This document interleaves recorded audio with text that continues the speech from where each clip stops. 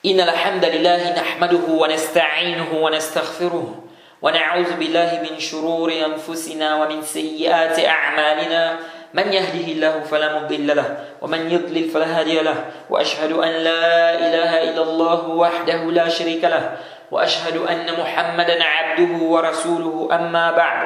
Louange à Allah, le créateur des cieux et de la terre, on le loue, tout ce qui nous accorde comme bien, comme grâce. On lui demande les prières sur le prophète Mohammed, sallallahu alayhi wa sallam, sa famille, ses compagnons, et tous ceux qui les ont suivis jusqu'au jour de la rétribution. Celui qui a guidé, personne ne peut l'égarer. Celui qui a égaré, personne ne peut le guider. Alors nous allons entrer dans l'explication d'un nouveau livre qui est Al-Qawa'id al-Arba', les 4 règles du cheikh Mohammed ibn Abdul Wahhab, rahimahullah. Et nous allons lire l'explication du cheikh Rabi' ibn Hadi al-Madkhali, hafizahullah. Alors c'est vrai que ce livre est un petit livre, mais c'est l'un des livres les plus bénéfiques en matière de tawhid. Et les savants n'ont cessé d'encourager l'étude de ce livre, les savants n'ont cessé d'encourager même, encourager les gens à mémoriser ce livre. Et les savants n'ont cessé d'enseigner également ce livre. Alors, celui qui a bien compris ce livre, il va mieux comprendre la religion des polythéistes.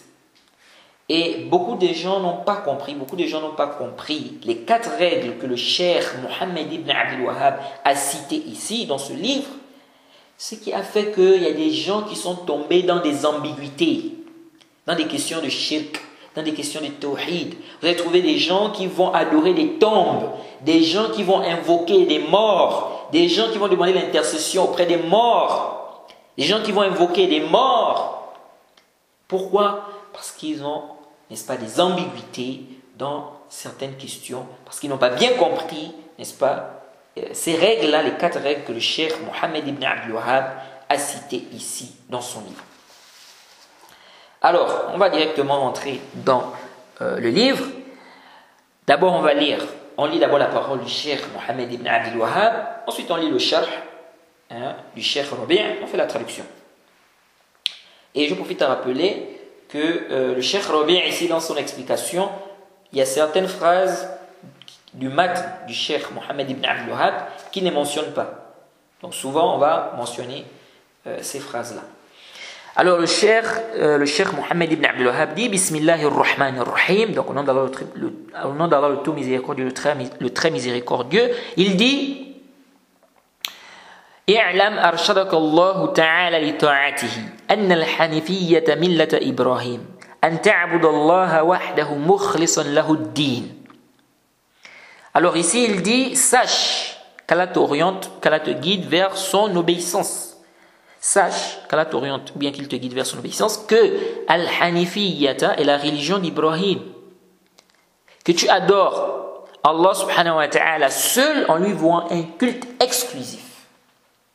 C'est ce que le cheikh Rabi' a mentionné ici. Mais dans le matn, le cheikh Mohammed ibn Abdul Wahhab, il cite également un verset. Il cite le verset où Allah subhanahu wa ta'ala dit وَمَا خَلَقْتُ الْجِنَّ وَالْإِنسَ إِلَّا لِيَعْبُدُونَ. Je n'ai créé les djinns et les hommes que pour qu'ils m'adorent. Donc Allah subhanahu wa ta'ala dit sur la traduction rapprochée, je n'ai créé les djinns et les hommes que pour qu'ils m'adorent. Alors, le cheikh Rabi' dit ceci, donc dans l'explication. Il dit في هذه القاعدة حثنا على التوحيد والإخلاص في هذه العبادة من الدعاء والصلاة والصيام والحج وسائر الأعمال من واجبات والسنن. Le cheikh ici dit dans cette règle on voit un encouragement au tawhid, à la sincérité dans l'adoration, le dua, la prière, le jeûne, le hajj et le reste des œuvres parmi les obligations et des choses surrogatoires. Donc le cheikh Rabi' nous fait comprendre que dans ce que le cheikh Mohammed ibn Abdul Wahhab a eu à dire ici, on voit un encouragement au tawhid, un encouragement, n'est-ce pas, à la sincérité. Jaïd. Parce que le cheikh Mohammed ibn Abdul Wahhab a dit quoi? Il a dit que la Hanifiyya est la religion d'Ibrahim. Ensuite il a dit an ta'budu Allah wahdahu mukhlisan lahu ad-din, que tu adores Allah subhanahu wa ta'ala. Donc ça consiste à adorer Allah subhanahu wa ta'ala seul en lui vouant un culte exclusif. C'est ça la Hanifiyya. Que tu adores Allah subhanahu wa ta'ala seul en lui vouant un culte exclusif. Tu ne dois pas associer Allah subhanahu wa ta'ala. Alors le Cheikh Rabi' dit وَأَدِلَةُ وُجُوبِ الْإِخْلَاصِ كَثِيرًا. Il dit les preuves sur l'obligation de la sincérité sont nombreuses. Il dit قال تعالى فاعبد الله مخلصا له الدين ألا لله دين الخالص. Il dit qu'Allah subhanahu wa ta'ala dit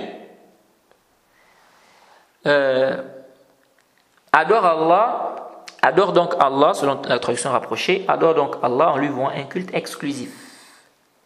C'est à Allah qu'appartient la religion pure. Cheikh Rabi' dit وقال تعالى قل إني أمرت أن أعبد الله مخلصا له الدين. Allah subhanahu wa ta'ala dit sur la traduction rapprochée, et il m'a été ordonné d'adorer Allah en lui vouant exclusivement le culte.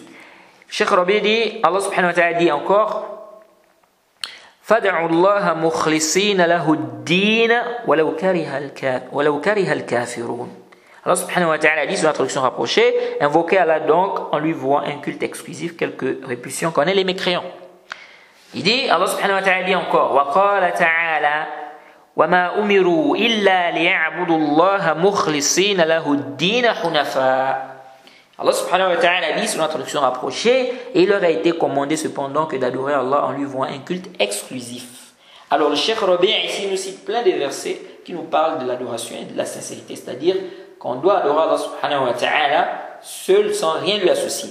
On doit adorer Allah subhanahu wa ta'ala en lui vouant un culte exclusif. Donc il ne suffit pas d'adorer Allah, mais il faut adorer Allah en lui vouant un culte exclusif. C'est-à-dire qu'il faut adorer Allah sans rien lui donner comme, c'est-à-dire que sans rien lui associer. On doit adorer Allah subhanahu wa ta'ala sans rien lui associer. Alors ici le cheikh a dit i'lam arshadaka Allah ta'ala li ta'atihi. Sache qu'Allah t'oriente ou te guide vers son obéissance. Jaïd. Ici quand le cheikh dit i'lam, sache, c'est pour attirer ton attention. Comme les savants disent, c'est pour attirer ton attention, que tu fasses attention à ce qu'il va te dire par la suite. Et le cheikh ici t'a fait un dua, et qu'Allah t'oriente, qu'Allah te guide vers son obéissance, c'est un dua. Et le cheikh Mohammed ibn Abdul Wahhab, il a l'habitude de faire des du'as pour celui-là qui va lire, n'est-ce pas, son livre, n'est-ce pas, qui va profiter du livre. Fait des du'as. Et ça, c'est connu. Même l'imam Muslim aussi, si je ne m'abuse, dans le Muqaddimah du sens Sahih, il a également fait du'a pour celui-là qui va, n'est-ce pas, lire. Donc il dit aux musulmans, ici il dit, sache qu'Allah t'oriente, qu'il te guide vers son obéissance. Son obéissance, c'est-à-dire faire ce que Allah subhanahu wa ta'ala demande de faire, s'écarter de ce qui est interdit. Tout ça, ça rentre dans le ta'a. Il dit Al-Hanifiyya est la religion d'Ibrahim alayhi salam. Alors vous devez savoir que les prophètes ont une même religion. Allah subhanahu wa ta'ala n'a pas plusieurs religions. Il n'y a pas plusieurs religions qui viennent d'Allah subhanahu wa ta'ala. Allah n'a qu'une seule religion, c'est l'islam. Allah subhanahu wa ta'ala dit Inna ad-dina 'inda Allah al-islam. La religion auprès d'Allah c'est l'islam. Surah 3 verset 19 si je ne m'abuse. La religion auprès d'Allah c'est l'islam. Donc tous les prophètes avaient une même religion. C'est pourquoi le prophète Mohammed sallallahu alayhi wa sallam dans le Sahih al-Bukhari, lorsqu'il a parlé des prophètes, il a dit dinuhum wahid. Dinuhum wahid. Leur religion est une. Donc les prophètes ont une seule religion. C'est pourquoi ici là, quand le cheikh dit al-Hanifiyyata milata Ibrahim, est-ce que ça veut dire que quand il dit la Hanifiyya est la religion d'Ibrahim, est-ce que ça veut dire que al-Hanifiyya c'est seulement la religion d'Ibrahim alayhi salam? C'est-à-dire Ibrahim alayhi salam il avait une religion, les autres prophètes avaient une autre religion? Là, al-Hanifiyya c'est également la religion de ceux qui sont passés, de ceux qui étaient avant et ceux qui sont venus après, jusqu'au prophète Mohammed sallallahu alayhi wa sallam. C'est-à-dire tous les prophètes avaient la même religion. C'est pourquoi le cheikh Ubayd al-Jabiri hafizahullah dans son explication des 4 règles, quand il a parlé de cette parole, il dit que la Hanifiyya c'est la religion de ceux qui sont passés et de ceux qui sont venus après. Donc tous les prophètes avaient la même religion. Jade. C'est pourquoi le prophète Mohammed sallallahu alayhi wa sallam a dit dinuhum wahid, comme je vous ai cité le hadith. Allah subhanahu wa ta'ala dit dans le Coran millata abikum Ibrahim, la religion de votre père Ibrahim. Il n'a pas dit la religion de Adam, ou bien il n'a pas parlé de Nuh. C'est la religion de votre père Ibrahim. Pourquoi? Certains savants te disent que les Arabes se réclamaient d'Ibrahim alayhi salam. Et ils se vantaient même. Donc, ce qui est munasib, c'est qu'Allah subhanahu wa ta'ala, donc c'est pourquoi Allah subhanahu wa ta'ala, ici il a dit la religion de votre père Ibrahim alayhi salam. C'est-à-dire, vous dites que vous réclamez d'Ibrahim alayhi salam, vous dites que vous aimez Ibrahim alayhi salam, vous réclamez d'Ibrahim alayhi salam, d'autres se vantent même. Mais suivez alors la religion d'Ibrahim alayhi salam. Suivez alors la religion d'Ibrahim alayhi salam. Donc ça ne veut pas dire que Ibrahim alayhi salam avait une religion et les autres prophètes avaient une religion à part là. Ensuite, le cheikh ici, il a cité un verset. Cheikh Mohammed ibn Abdul Wahhab. Un verset où Allah subhanahu wa ta'ala dit وَمَا خَلَقْتُ الْجِنَّ وَالْإِنسَ إِلَّا لِيَعْبُدُونَ. Je n'ai créé les djinns et les hommes que pour qu'ils m'adorent. Allah nous a créés pour l'adorer. Il nous a créés pour l'adorer. C'est quoi l'adoration? L'adoration, c'est ismun jami' li kulli ma yuhibbuhu Allah wa yardah min al-aqwali wal af'al batina wa zahir. Min al-aqwali wal af'al batina wa zahir. Jayid. L'adoration, c'est un nom pluriel, comme a dit le Cheikh Islam Ibn Taymiyyah, c'est un nom pluriel qui englobe tout ce qu'Allah aime et agrée, apparent ou caché, parmi les actes et les paroles. Donc tout ce qu'Allah aime et agrée, ça rentre dans l'adoration. Ça rentre dans l'adoration. Alors ici, le Cheikh a cité le verset où Allah subhanahu wa ta'ala dit il a créé les djinns et les hommes que pour qu'il il a dit je n'ai créé les djinns et les hommes que pour qu'ils m'adorent. Est-ce que les djinns ont été créés avant les hommes? Parce qu'Allah subhanahu wa ta'ala dit ici je n'ai créé les djinns et les hommes que pour qu'ils m'adorent. Est-ce que ça veut dire que les djinns ont été créés avant les hommes? Non, les djinns ont été créés avant les hommes. Le dalil, Allah subhanahu wa ta'ala dit وَلَقَدْ خَلَقْنَا الْإِنسَانَ مِنْ صَلْصَالٍ من حماء مسنون والجان خلقناه من قبل من نار السموم Allah subhanahu wa ta'ala dit sur la traduction rapprochée nous créâmes l'homme d'une argile crissante extraite d'une boue malléable et quant au djinn nous l'avions créé auparavant d'un feu d'une chaleur ardente. Donc ça montre que les djinns ont été créés avant les hommes. Ensuite, le cheikh ici dit كما أن الصلاة لا تسمى صلاة إلا مع الطهارة فإذا دخل الشرك في العبادة فسدت. Bon, le cheikh Mohammed ibn Abdul Wahhab, normalement dans le mat, il dit d'abord فإذا عرفت أن الله خلقك فإذا عرفت أن الله خلقك لعبادته فإذا عرفت أن الله خلقك لعبادته فاعلم أن العبادة لا تسمى عبادة إلا مع التوحيد. Il dit, si tu sais maintenant qu'Allah subhanahu wa ta'ala t'a créé pour son adoration, alors sache que l'adoration n'est appelée adoration que si elle est accompagnée de tawhid. Ensuite, il a dit, كما أن الصلاة لا تسمى صلاة إلا مع الطهارة. De la même manière, la prière n'est point appelée, ou bien la prière n'est point appelée prière, sauf si elle est accompagnée de purification. Car le prophète Mohammed sallallahu alayhi wa sallam a dit quoi? Il a dit, Allah n'accepte pas la prière sans purification. Donc sans purification, la prière n'est pas acceptée. Le cheikh dit, فإذا دخل الشرك في العبادة فسدت كالحدث إذا دخل في الطهارة أفسدها. Il dit si le shirk rentre dans l'adoration, ça annule l'adoration. Il dit c'est comme le hadath. Si ça rentre dans la purification, ça annule. Donc, Le hadath, quelqu'un par exemple va aller faire miction. Quelqu'un fait des ablutions. Après il va faire miction. Ou bien il fait un paix. Ou bien il va faire des sels. Ça annule les ablutions. Ça c'est le hadath. Ça annule les ablutions. Alors, de la même manière que ça annule, ça gaspille les ablutions, le hadath. Par exemple, la personne va faire une miction, la personne va faire un paix, la personne va aller faire des sels. De la même manière que ça annule les ablutions, il dit de cette même manière aussi le shirk gaspille, ça gaspille l'adoration. Ça annule. Ça annule. C'est pourquoi le musulman doit comprendre ces choses-là. Le musulman doit comprendre que de la même manière que les ablutions s'annulent, de la même manière ton tawhid aussi peut s'annuler. Parce qu'il y a des gens aujourd'hui qui croient que si il a dit Ashhadu an la ilaha illallah, c'est fini. Peu importe ce qu'il peut faire, ça ne peut pas être annulé. Ça c'est rare, ça c'est faux. Ça c'est faux. De la même manière que tes ablutions peuvent se gaspiller, de cette même manière ton tawhid peut se gaspiller. C'est-à-dire, il y a des choses qui annulent les ablutions. Donc de la même manière qu'il y a des choses qui annulent les ablutions, de cette même manière il y a des choses qui annulent le tawhid. Et donc il est important pour le musulman d'étudier, de connaître les choses qui annulent le tawhid, comme il apprend des choses qui annulent les ablutions. Est-ce que vous comprenez?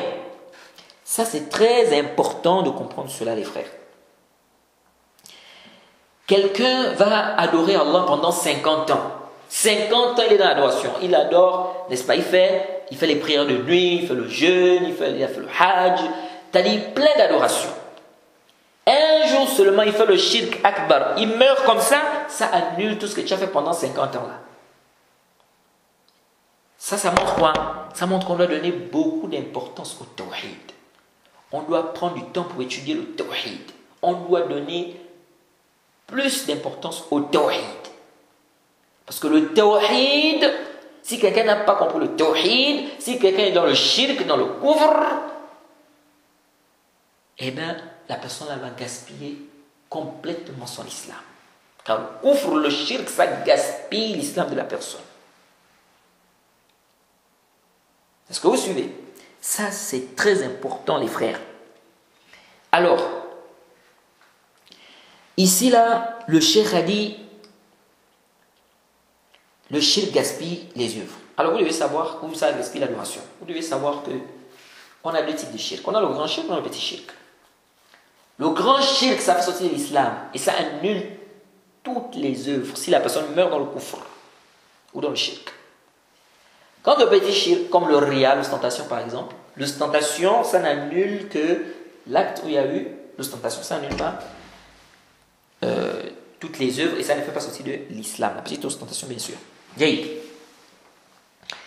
la question de l'ostentation, je crois qu'on a parlé de ça dans les annulatifs de l'islam. On a détaillé à quel moment, quand l'ostentation vient au milieu, quand l'ostentation vient au début, quand ça vient à la fin. Bref.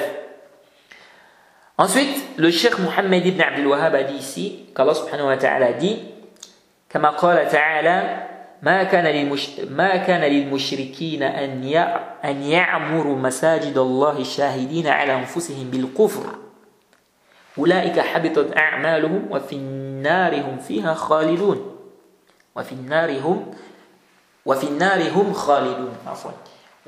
هم خالدون.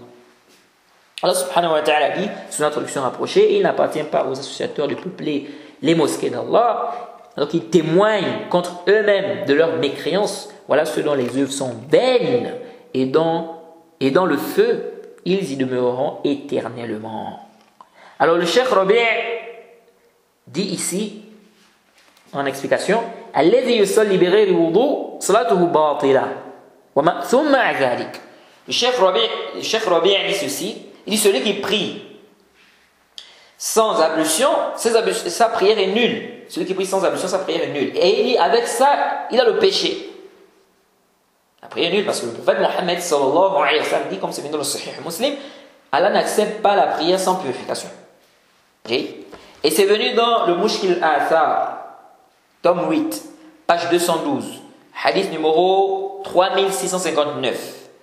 c'était rapporté par At-Tahawi. Il dit حدثنا فهد بن سليمان حدثنا عمرو بن عون الواسطي حدثنا جعفر بن سليمان عن عاصم عن شقيق عن ابن مسعود عن النبي صلى الله عليه وسلم أنه قال أمر بعبد من عباد الله أن يضرب في قبره 100 جلدة فلم يزل يسأل ويدعو حتى صارت جلدة واحدة فجلد جلدة واحدة فامتلأ قبره عليه نارا فلما ارتفع عنه قال علامة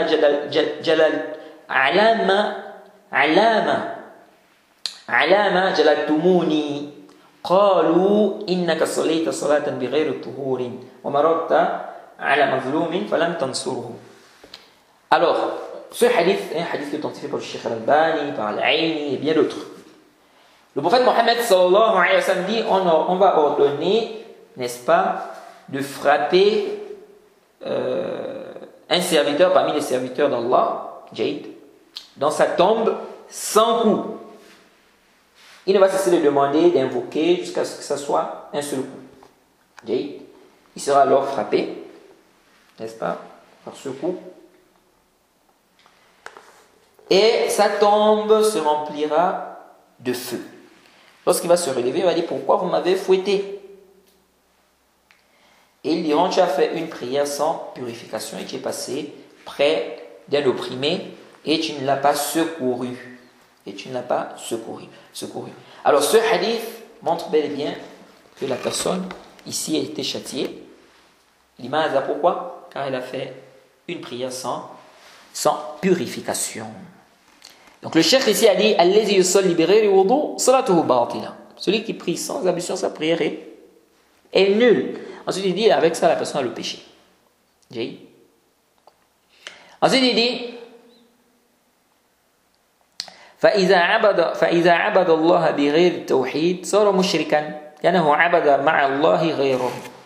Le cheikh dit s'il adore Allah sans tawhid, c'est un mushrik car il a associé Allah subhanahu wa ta'ala, c'est-à-dire il adore Allah subhanahu wa ta'ala et il a adoré autre qu'Allah subhanahu wa ta'ala également.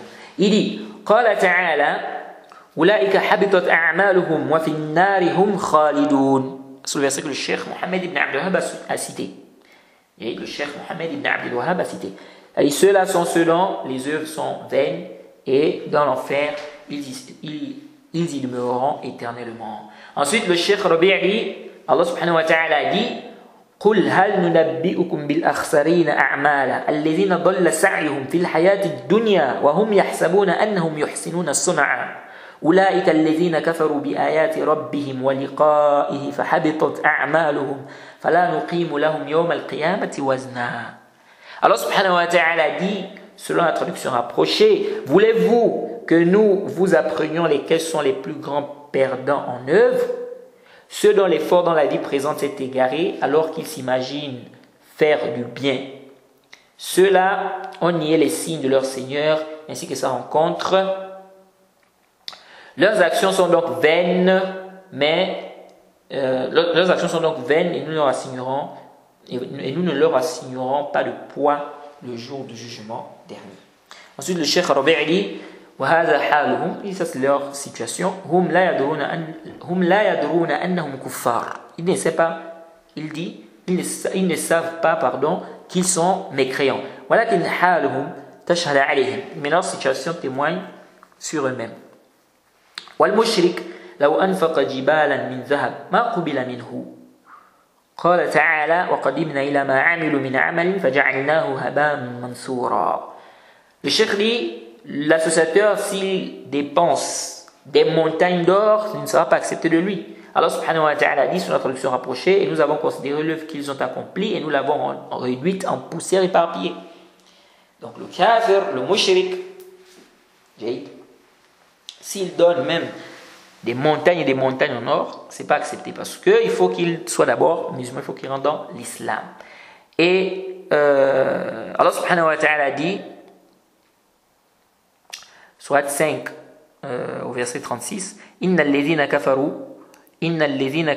law anna lahum ma fil ardi jami'an wa mithlahu ma'ahu liyaftadu bihi min 'adhabi yawm al-qiyamati ma tuqbila minhum wa lahum 'adhabun 'alim. Allah subhanahu wa ta'ala dit, sur l'introduction rapprochée, si les mécréants possédaient tant ce qui est sur la terre et autant, encore, pour se racheter du châtiment du jour de la résurrection, on ne l'accepterait pas d'eux et pour eux il aura un châtiment douloureux. C'est-à-dire même Yawm al-Qiyamah,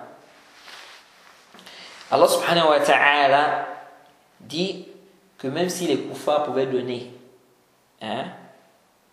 tout ce qu'ils peuvent posséder de cette terre, Allah subhanahu wa ta'ala dit quoi? Qu'il n'acceptera pas. Et c'est grave. Vous imaginez, quelqu'un adore Allah subhanahu wa ta'ala pendant 50 ans. 50 ans, tu es en train d'adorer Allah subhanahu wa ta'ala. Tu pries, tu jeûnes, tu fais le pèlerinage. Et un jour seulement, tu fais le shirk akbar. Tu meurs comme ça, tout ce que tu as fait pendant les 50 ans, c'est gaspillé. C'est comme quelqu'un maintenant a les ablutions à 7 heures jusqu'à 13 heures. À 14 heures, la personne fait un paix. Ici, on dit tout le temps que la personne a passé là, de 7 heures jusqu'à 13 heures. Tout ça, ça ne sert plus à rien parce que là, maintenant, la personne a perdu les ablutions. Donc, la personne doit refaire les ablutions. Vous voyez? Donc, c'est comme ça. Tu as fait 50 ans dans l'adoration, mais si tu fais le shirk ou le kufr akbar, ça vient gaspiller tout ça. Si tu meurs comme ça. Alors, donc pourquoi la personne va se mettre à faire du shirk? Pourquoi tu fais le shirk? Pourquoi tu mets les gris-gris?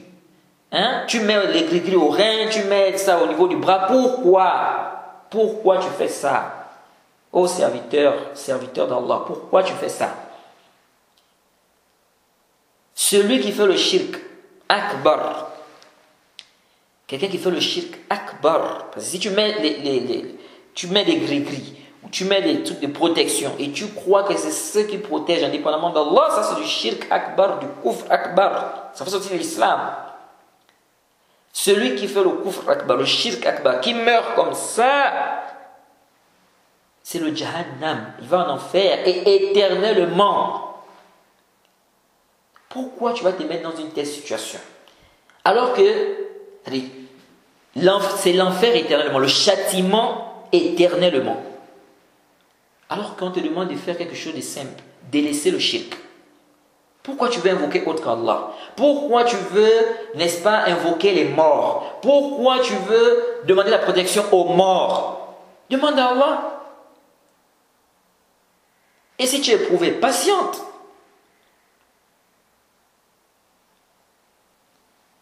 Regardez ce qu'Allah subhanahu wa ta'ala dit. Le prophète Mohammed, c'est bien dans le Sahih al-Bukhari, le hadith de Anas. Ce prophète qui dit même, le prophète Mohammed sallallahu alayhi wa sallam dit, Inna Allah yaqul li ahwan ahli an-nar. Inna Allah yaqul li ahwan ahli an-nar azaban. لو أن لك ما في الأرض من شيء كنت تفتدي أو كنت تفتدي به قال نعم قال قد سألتك ما هو أوهن من هذا وأنت في الصلب آدم ألا تشرك بي فأبيت إلا الشرك. Le prophète Mohammed sallallahu alayhi wa sallam dit, Allah subhanahu wa ta'ala dira à celui qui a le plus petit châtiment en enfer. Dans d'autres versions, on parle de kuffar. Si tu avais ce qui est sur la terre, tout ce qui est sur la terre, dans une riwaya même on dit, si tu avais tout ce qui est sur la terre en or, si tu avais la terre remplie en or, aurais-tu accepté de donner ça pour te racheter? Il dira oui.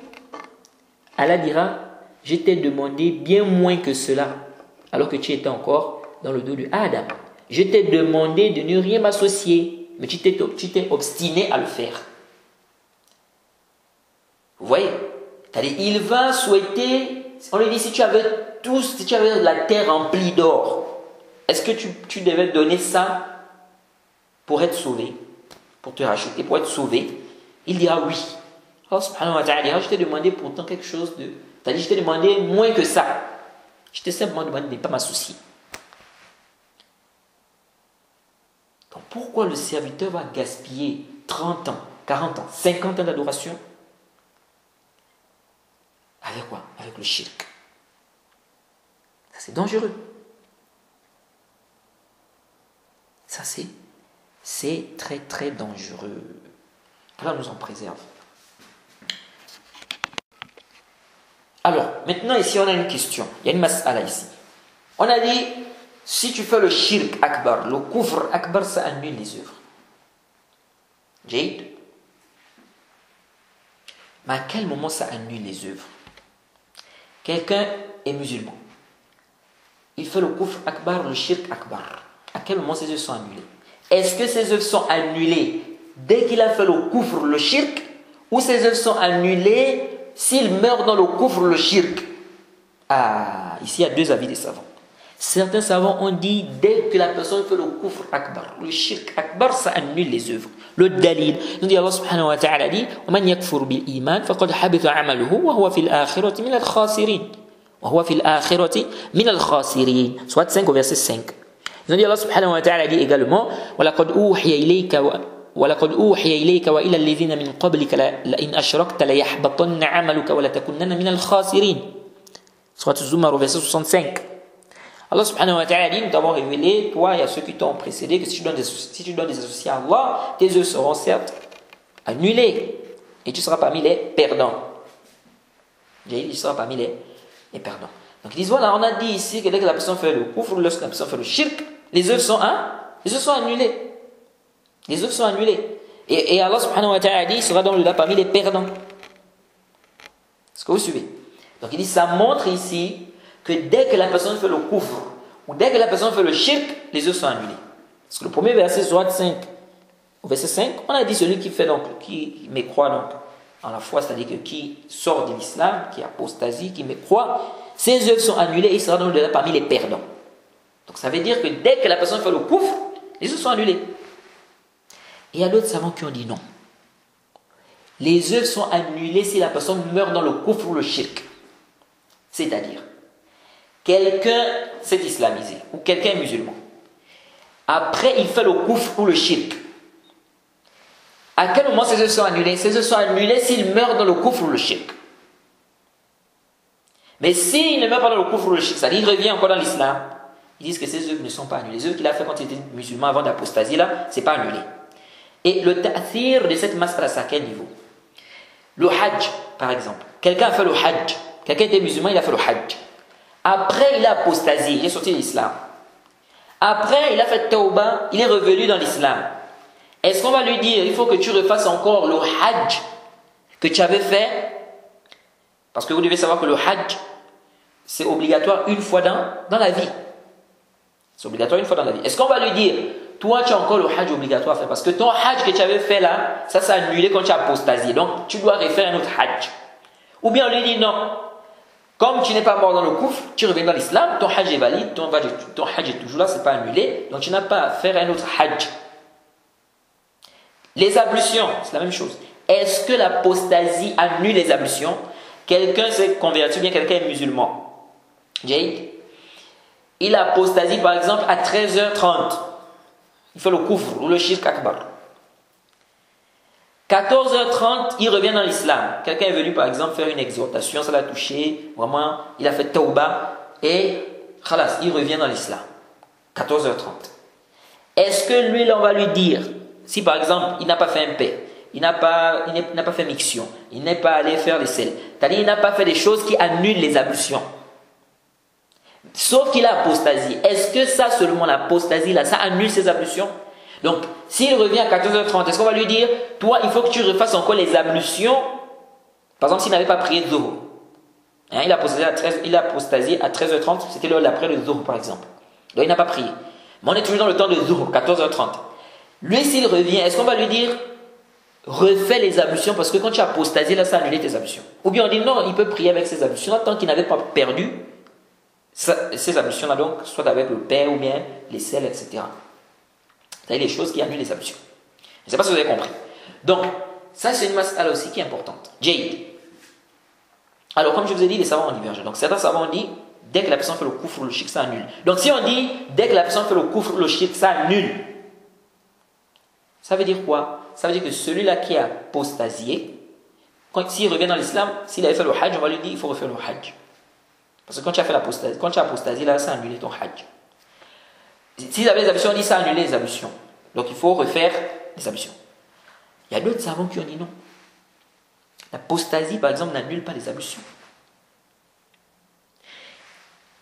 Il y a d'autres savants qui ont dit les actes sont annulés lorsque la personne meurt dans le kufr ou dans le shirk.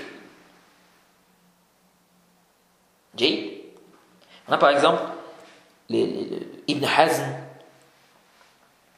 Et déjà, les Hanafiya voient que l'apostasie n'annule pas les ablutions. Parce que les Hanafiya, aslan même, ils voient que les ablutions d'un kafir sont valides. Ça peut étonner. Mais non, les Hanafiya voient que les ablutions d'un kafir sont valides.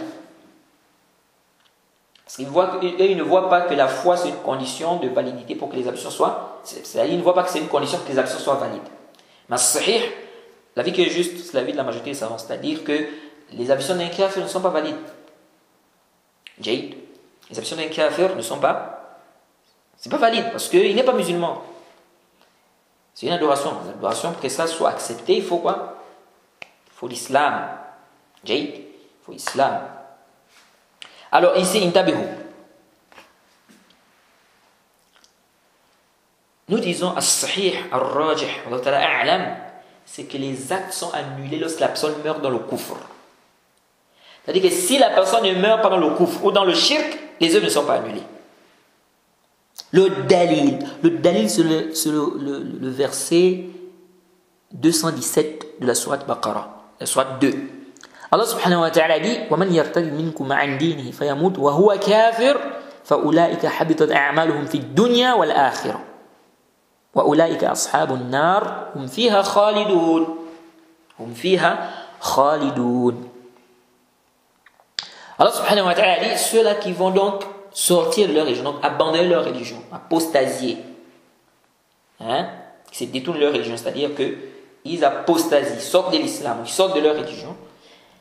Il dit, Allah subhanahu wa ta'ala dit, ceux-là qui vont donc faire ça et qui vont mourir mécréants, ou celui qui va, c'est plutôt celui qui va apostasier, donc celui qui va sortir de sa religion, qui abandonne sa religion, il sort de sa religion, et il meurt mécréant. Allah subhanahu wa ta'ala dit, voilà ceux dont les œuvres sont annulées dans le dunya et dans le akhirah. Et ce sont les gens de l'enfer pour y demeurer éternellement. Donc Allah subhanahu wa ta'ala dit bien ici, celui qui va donc sortir de sa religion, qui va apostasier, qui va mécroire, donc qui va se détenir de sa religion, qui va faire le kufr akbar, celui qui va apostasier, qui va sortir de sa religion, et il meurt mécréant. Voilà ceux dont les œuvres sont annulées. Voilà ceux dont les œuvres sont annulées. Ça veut dire que ceux dont les œuvres sont annulées, c'est ceux-là qui meurent dans le kufr. C'est ceux-là qui meurent dans le kufr. C'est ceux-là qui meurent dans la mécréance, dans le shirk. Mais si il est sorti, après il revient dans l'islam, il meurt dans l'islam, lui là, ses œuvres ne sont pas annulées. Donc, on va dire à celui-là qui était musulman, qui a apostasié, qui est revenu dans l'islam, on dit tu ne refais plus le hajj que tu avais fait quand tu étais musulman, avant d'avoir apostasié. On dit tu ne refais plus ce hajj. Les ablutions, on dit aussi, s'il n'a pas perdu ses ablutions, bien sûr, il ne refait pas aussi cela. Ibn Hazm, parmi les arguments qu'il a cités, il a dit, ils sont unanimes que celui qui fait, ça sont unanimes que celui qui apostasie, son rousse le janaba ne s'annule pas. Ou bien le rousse que la femme avait fait par rapport au menstru, ça ne s'annule pas, si elle revient après dans l'islam. Donc il a dit quoi? Que pourquoi ils n'ont pas fait alors le qiyas alors qu'eux ils font le qiyas. Bon, après il y en a qui vont dire le rousse du janaba c'est pas pour une raison. Donc on fait le rousse s'il y a cette raison là. Ici nous avons le dalil, le verset du Coran, soit Baqarah, qui nous montre que c'est celui qui meurt C'est celui qui meurt dans le couvre, celui-là dont ses yeux sont annulés. Donc les versets qui n'ont pas précisé, on doit comprendre ça par rapport au verset qui a précisé. Et dans les versets qu'ils ont cités, ils ont dit qu'Allah subhanahu wa ta'ala a dit celui dans qui me croit, Jade, ses yeux sont annulés et il sera dans parmi les perdants. Naam, Surat 5, verset 5. Ici dans le verset on a dit il sera dans parmi les perdants. Alors est-ce que celui-là qui apostasie, puis revient dans l'islam, s'il meurt dans l'islam, il sera parmi les perdants? On dit non.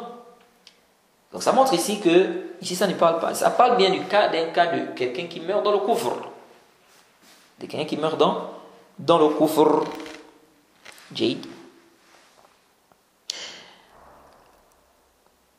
Et c'est presque la même chose dans l'autre verset, où on dit tu seras parmi les perdants. C'est le même istidlal ici. Jade. Ensuite, le cheikh ici dit فإذا عرفت أن الشرك إذا خالط العبادة أفسدها وأحبط العمل وصار صاحبه من الخالدين في النار عرفت أن أهم ما عليك معرفة الشرك الذي هذا قدره عند الله لعل الله أن يخلصك من هذه الشبكة وهي الشرك بالله الذي قال الله تعالى فيه إن الله لا يغفر أن يشرك به ويغفر ما دون ذلك لمن يشاء. Alors le cheikh ici, le cheikh Mohammed ibn Abdul Wahhab nous dit, si tu sais ça, ou si tu sais déjà que le shirk, si ça se mélange à l'adoration, ça gaspille l'adoration. Donc le cheikh ici parle du grand shirk. Il parle du grand shirk. C'est pourquoi il dit, si tu sais que le shirk, si ça se mélange avec l'adoration, ça gaspille cette adoration-là, ça annule les œuvres et que son auteur va éternellement en enfer. Donc ça montre que le shirk ici parle du grand shirk. Et que son auteur va éternellement en enfer, parce que le petit shirk, ça ne fait pas en sorte que son auteur aille en enfer éternellement. Il dit, et que son auteur va éternellement en enfer, il dit, et donc, si tu sais ça, tu dois donc savoir que la chose la plus importante pour toi, c'est de connaître le shirk. C'est de connaître le shirk, tout en espérant qu'Allah subhanahu wa ta'ala te garde de tomber dans les filets qui constituent le polythéisme. Il dit, Allah subhanahu wa ta'ala dit, certes Allah ne pardonne pas à quiconque lui donne des associés, mais à part cela il pardonne à qui il veut. Alors le cheikh ici dit, si tu comprends ça, si tu as compris que le shirk, si ça se mélange, si ça vient dans l'adoration, ça gaspille les adorations, le grand shirk, on a déjà expliqué. Le petit shirk, ça gaspille juste l'adoration que tu as dit, le riya. Le riya gaspille juste, parce que là on parle, parce que le petit shirk aussi, il y a les anwa'. Mais le riya gaspille juste l'adoration où tu as fait le riya, où tu as fait l'ostentation. Et dans les annulatifs de l'islam, on a parlé des jugements lorsque l'ostentation vient au début de l'œuvre, lorsque ça vient au milieu, lorsque ça vient après l'adoration. Mais ici, ce qui nous intéresse, c'est de savoir que le shirk akbar, donc le petit shirk, ça, le riya, ça annule juste l'acte, la personne ne sort pas de l'islam. Bien sûr, c'est muharram, c'est la juz. Et on va voir qu'il y a même un khilaf des savants par rapport au petit shirk, ça dans le verset que le shirk a cité ici, oui ou non.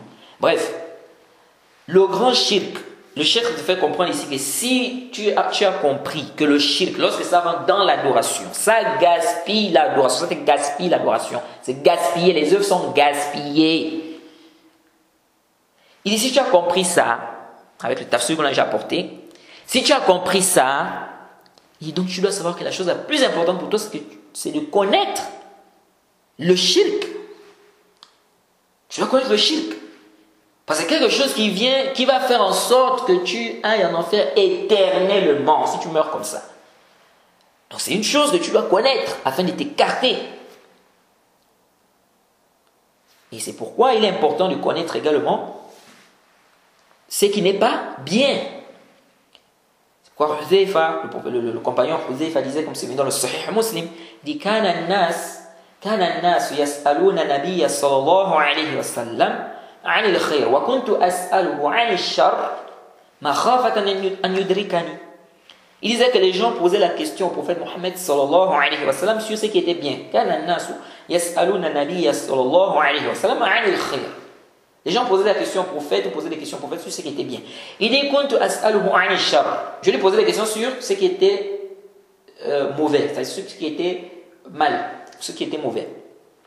Il dit je lui posais des questions sur ce qui était mauvais de peur que ça ne m'atteigne, ou de peur que je ne tombe à l'intérieur. Vous voyez, c'est pourquoi il y a un poète qui disait, comme m'avait cité le Cheikh Al-Albani, عرفت شر لا لشر ولكن لتوقيه ومن لا يعرف خير من الشر يقع فيه. Ce poète-là disait, comme m'a cité le Cheikh Al-Albani, je ne sais plus dans quel, je crois c'est dans son livre de Janaïz, je ne sais pas si c'est dans ce livre, si je ne m'abuse, il l'a cité. Si ce n'est pas dans ce livre, peut-être dans un audio, bref. Ce poète-là disait quoi? Il disait, j'ai connu ce qui était mauvais, j'ai connu le mal, pas pour le mal en lui-même, mais pour me préserver. Car celui qui ne connaît pas, n'est-ce pas, qui ne fait pas la différence, qui n'arrive pas à distinguer entre le bien et le mal, qui ne sait pas ce qui est bien et ce qui n'est pas bien, il y tombe à l'intérieur.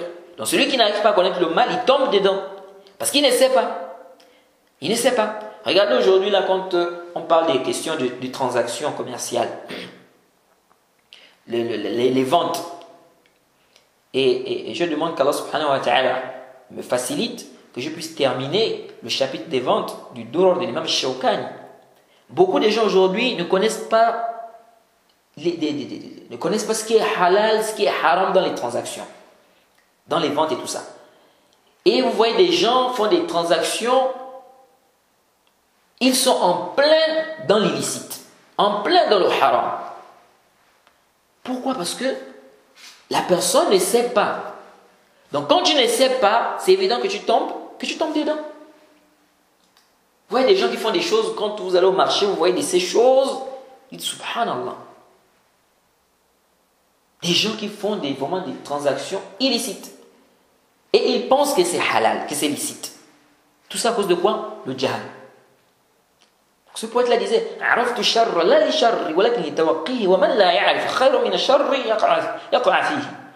c'est ça. J'ai connu le mal, pas pour le mal en lui-même, mais pour me préserver, car celui qui ne sait pas, qui ne connaît pas le mal, le bien, il tombe dedans, il tombe dans le mal parce qu'il ne sait pas. Alors le shirk ici te dit que tu dois connaître donc c'est quoi le shirk. Et il dit en espérant qu'Allah subhanahu wa ta'ala, n'est-ce pas, te garde de tomber dans les filets, n'est-ce pas, que constitue le polythéisme. Ensuite, il a cité un verset où Allah subhanahu wa ta'ala dit, certes Allah ne pardonne pas, n'est-ce pas, certes Allah pardonne, Allah ne pardonne pas à quiconque lui donne des associés, mais à part cela il pardonne à qui il veut. Alors, on lit d'abord le sharh du Cheikh Rabi'.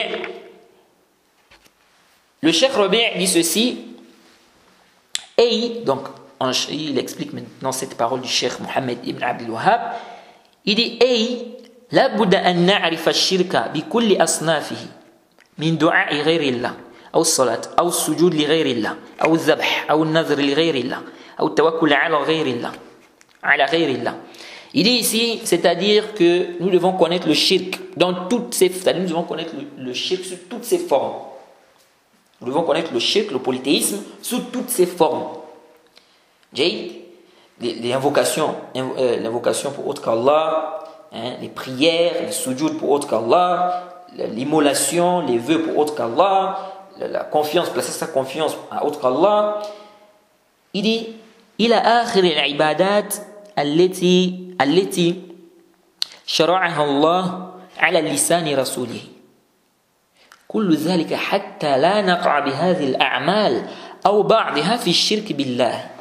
Le cheikh dit, et nous devons connaître également, donc, nous devons connaître le shirk sous toutes ses formes, n'est-ce pas? Et il dit, donc il a cité certaines adorations, il a dit dans d'autres adorations également, car Allah subhanahu wa ta'ala a légiféré. Cela, il dit pour qu'on ne tombe pas dans le shirk dans ces actes-là, ou certains d'entre eux. Donc le Cheikh Rabi' ici est en train de nous dire que nous devons connaître le shirk sous toutes ses formes. Donc connaître par exemple l'invocation, invoquer autre qu'Allah, donc savoir que c'est du shirk, faire le sujoud pour autre qu'Allah, on doit savoir que c'est du shirk. Immoler pour autre qu'Allah, on doit savoir que c'est du shirk. Le vœu pour autre qu'Allah, on doit savoir que c'est du shirk. Donc tout ce qu'il a cité là, il dit, et d'autres adorations. Et d'autres adorations que tu étais légiférées. Il dit, cela pour qu'on ne tombe pas dans ces actes d'adoration-là, dans le shirk. Pourquoi on ne tombe pas dans le shirk, dans ces actes d'adoration? C'est-à-dire qu'on ne fasse pas entrer le shirk à l'intérieur. C'est si on ne connaît pas, on peut tomber dans le shirk, on va tomber dans le shirk. Parce qu'on ne va pas savoir que ça c'est du shirk. Est-ce que vous suivez? Ensuite, le cheikh Rabi' dit وَهُنَاكَ شُرُوط لِلتَّحْقِيقِ كَلِمَةِ التَّوْحِيد على وجه الذي يريده الله نظمها بعض العلماء في البيتين الآتيين. Ensuite, il dit, il y a des conditions pour la concrétisation du tawhid, n'est-ce pas? Comme Allah subhanahu wa ta'ala veut. Il dit, des savants ont fait des vers, deux vers parmi les vers qu'il va citer ici, pour mettre les conditions de la kalimat tawhid. Donc, la ilaha illallah, ça a des conditions. Ça a des conditions. Donc, le cheikh Rabi' nous dit ici qu'il y a des conditions pour la ilaha illallah. Et il a cité ici sous forme des vers. Et on avait déjà parlé de ça dans les trois fondements. Et mémoriser ces conditions-là sous forme de vers, comme ça, c'est plus facile. Donc il a cité ça ici. علم يقين وإخلاص وصدق مع محبة والانقياد والقبول لها وزيد ثامنها الكفران منك بما سوى الإله من الأشياء قد أولها. Ça c'est les vers que le cheikh Rabi' a cités ici. Maintenant il y a d'autres vers aussi. Je pense celui de Al-Hafiz Al-Hakami. On avait déjà parlé de ça aussi. وبالشروط السبعة قد قيدت وفي نصوص الوحي حقا وردت فإنه لم ينتفع قائلها بالنطق إلا حيث يستكملها. Donc ça c'est aussi d'autres vers pour mémoriser les conditions de la ilaha illallah. Il dit وبالشروط السبعة قد قيدت وفي نصوص الوحي حقا وردت فإنه لم ينتفع قائلها بالنطق إلا حيث يستكملها. العلم واليقين والقبول والانقياد فدر ما أقول والصدق والإخلاص والمحبة وفاقك الله لما أحبه. Ça, ce sont les conditions de la ilaha illallah. Dans les vers qu'on a d'abord cités, les premiers vers qu'on a d'abord cités, on a cité 8 conditions. Là, on a cité 7. 8 conditions, donc la science, la certitude, la sincérité, la véracité, l'amour, la soumission et l'acceptation, et le fait de mécroire en tout ce qu'on adore en dehors d'Allah. Croire au Tawhid. Et on a cité dans les vers de Al-Hafiz Al-Hakami, on a cité 7. وبشروط السبعة قد قيدت وفي نصوص الوحي حقا وردت فإنه لم ينتفع قائلها بالنطق إلا حيث يستكملها. العلم واليقين والقبول والانقياد فدر ما أقول والصدق والإخلاص والمحبة وفاقك الله لما أحبه. Donc on a cité la science, al-ilm, la certitude, al-qabul, l'acceptation, al-inqiyad, la soumission, la véracité, la sincérité, l'amour. Donc on a cité 7. On a dit certains savants mentionnent 8 conditions, d'autres savants mentionnent 7. Et on avait dit dans les cours de les 3 fondements, on avait dit l'avis que nous trouvons juste à le plus savant, c'est qu'il y a 7 conditions. Donc l'avis que nous trouvons juste à le plus savant, c'est qu'il y a 7 conditions de la ilaha illallah. Et que la 8e condition, c'est-à-dire quand on dit le kufr, de tout ce qu'on adore en dehors d'Allah, ça rentre déjà dans, c'est-à-dire c'est inclus dans la ilaha illallah. C'est déjà inclus dans la ilaha illallah. Bon, ça c'est les conditions de la ilaha illallah de façon, c'est-à-dire c'est pas détaillé. Après, les savants détaillent, on détaille chaque condition, mais c'est pas le but ici dans ce dars, dans ce cours. Alors donc le cheikh Rabi' ici nous a cité ici ces conditions-là.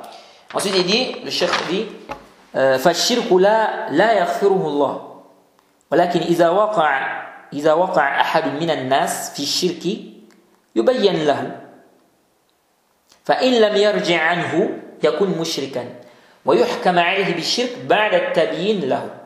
Le cheikh dit, Allah ne pardonne pas le shirk. Mais si quelqu'un tombe dans ça, dans le shirk, on doit lui expliquer. S'il refuse de revenir, donc il persiste dans son shirk, il dit il est devenu mushrik. On dit donc que c'est un mushrik après lui avoir expliqué. Alors, revenons au verset que le cheikh Mohammed ibn Abdul Wahhab a cité. Là où Allah subhanahu wa ta'ala dit, certes, Allah ne pardonne pas à quiconque lui donne des soucis, mais à part cela, il pardonne à qui il veut. Ce verset, déjà, il faut savoir que ce verset concerne celui qui meurt dans le shirk. C'est-à-dire, celui qui meurt, qui n'a pas fait de tawbah. Disons ici, même pas seulement le shirk. C'est-à-dire, celui qui meurt et qui n'a pas fait de tawbah. Ce verset ne concerne pas celui qui a fait le tawbah, intabihu. Les gens qui n'ont pas bien compris ce verset-là. Ce verset ne parle pas de celui qui a fait le repentir, qui s'est repenti. Non. Ce verset parle de celui qui est mort sans se repentir. Parce que celui qui se repent, Allah lui pardonne même le shirk. Or, dans le verset, Allah dit qu'il ne pardonne pas à quiconque lui donne des associés. Mais à part cela, il pardonne à qui il veut. Nous disons qu'Allah subhanahu wa ta'ala pardonne même le shirk pour celui qui fait tawbah. Allah subhanahu wa ta'ala dit quoi? Ya ibadi alladhina asrafu ala anfusihim la taqnatu min rahmatillahi inna Allah yaghfiru dhunuba jami'a. Oh mes serviteurs, vous qui avez commis des excès à votre propre détriment, ne désespérez pas de la miséricorde d'Allah, car Allah pardonne tous les péchés. Allah pardonne tous les péchés. Donc celui qui fait tawbah, Allah lui pardonne. Même s'il est dans le shirk, même s'il est dans le kufr akbar. Tu as fait le shirk, tu as fait le kufr akbar, tu as fait le shirk akbar. Si tu demandes à Allah pardon, tu as réuni les conditions du repentir, Allah pardonne. Allah est miséricordieux. Mais celui qui meurt dans le kufr ou dans le shirk, donc ce verset-là concerne celui qui meurt dans le kufr ou dans le shirk. Si quelqu'un fait le kufr ou le shirk, il est mort comme ça, Allah ne pardonne pas. Le grand kufr ou bien le grand shirk, Allah ne pardonne pas. Mais à part ça, il pardonne à qui il veut. Ça, c'est aussi un rad contre les khawarij. Donc en dehors du kufr ou du shirk, parce qu'on avait déjà expliqué. Et l'avis que nous trouvons juste, c'est l'avis du Cheikh Al-Albani, l'imam Shafi'i et bien d'autres, c'est que le kufr c'est le shirk c'est le kufr. Tout celui qui est mushrik c'est un kafir, tout celui qui est kafir c'est un mushrik. Au niveau du shara', il n'y a pas de différence. Non, au niveau de la langue arabe, oui. Mais shara', le kafir c'est un mushrik, le mushrik c'est un kafir. Ça c'est l'avis que nous trouvons juste. Donc quand Allah subhanahu wa ta'ala dit ici qu'il ne pardonne pas à quiconque lui donne des associés, rentre dedans aussi le kufr. Donc ça veut dire qu'il ne pardonne pas également le kufr, le grand kufr. Et il ne pardonne pas également le grand shirk. Alors, celui qui meurt dans le kufr akbar, le shirk akbar, lui là, Allah subhanahu wa ta'ala lui pardonne pas. Mais à part cela, à part le kufr akbar, le shirk akbar, donc les autres péchés, Allah peut pardonner ça. Le zina, le vol, tout ce qui est péché, tant que ce n'est pas du grand kufr, tant que ce n'est pas du grand shirk, Allah peut pardonner ça. Maintenant, les savants ont divergé ici. Quand Allah subhanahu wa ta'ala dit qu'il ne pardonne pas à quiconque lui donne des associés, mais à part cela, il pardonne à qui il veut. Est-ce que ici le petit shirk rentre? Là, il y a une divergence, c'est savant. Certains savants ont dit oui, le petit shirk rentre ici. Ils ont dit parce que ici, c'est général. On a dit Allah ne pardonne pas à quiconque lui donne des associés, mais à part cela, il pardonne à qui il veut. Donc, ici, ça englobe tout ce qui est shirk, même si c'est le petit shirk. Sauf qu'ils te disent, mais il y a une différence entre le petit shirk et le grand shirk. Ça veut dire quoi? Le petit shirk, la personne doit d'abord être châtiée. La personne doit forcément être châtiée. Le petit shirk, la personne doit forcément être châtiée. Mais la personne finira par sortir de l'enfer. Parce que ceux qui restent en enfer éternellement, ce sont les koufars. Donc si quelqu'un n'est pas kafir, là, le petit shirk, par exemple, le riya, l'ostentation, il va d'abord en enfer, il va forcément être châtié parce qu'Allah ne pardonne pas le shirk. Mais après, il va sortir. Comme c'est le petit shirk. Mais le grand shirk, lui, reste là-bas éternellement en enfer. Vous avez compris ça? Et il y a d'autres savants qui ont dit non. Le petit shirk, ça rentre dans la même catégorie que les péchés. Donc les grands péchés et les péchés. C'est-à-dire que la personne est sous la volonté d'Allah. Si Allah veut, il lui pardonne. Si Allah veut, il le châtie pour ça. Après, il finira par rentrer au paradis. Vous avez compris ça? Donc ça, c'est une divergence entre les savants. L'avis que nous trouvons juste là le plus savant, c'est que le petit shirk rentre sous la volonté d'Allah. Si Allah veut, il châtie. Si Allah veut, il pardonne. Et quand on dit ici, il châtie, ça ne veut pas dire que la personne va éternellement en enfer. Non. Si Allah veut, il châtie, c'est-à-dire que la personne sera châtiée par rapport c'est-à-dire que le temps qu'Allah subhanahu wa ta'ala voudra, mais après la personne finira par sortir de l'enfer. Dans tous les cas, la personne doit s'écarter du shirk. Tout ce qui est shirk, il faut écarter de ça. Tout ce qui est shirk, il faut écarter de ça. Parce qu'il y a des savants qui te disent que le verset là, ça englobe même le petit shirk. Sauf que le petit shirk, la personne finira par sortir, mais la personne doit d'abord passer par l'enfer. La personne doit d'abord être châtiée. Sauf si ces bonnes actions sont plus que les mauvaises. Celui-là, il va être sauvé, il ne va pas passer par, il ne va pas rentrer en enfer.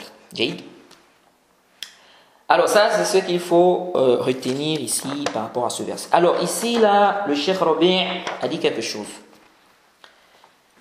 Le cours, en fait, ne devait même pas être long comme ça. Mais c'est Allah qui a voulu. Le Cheikh Rabi' ici a dit quelque chose. Il a dit Fashirku la yaghfiruhu Allah.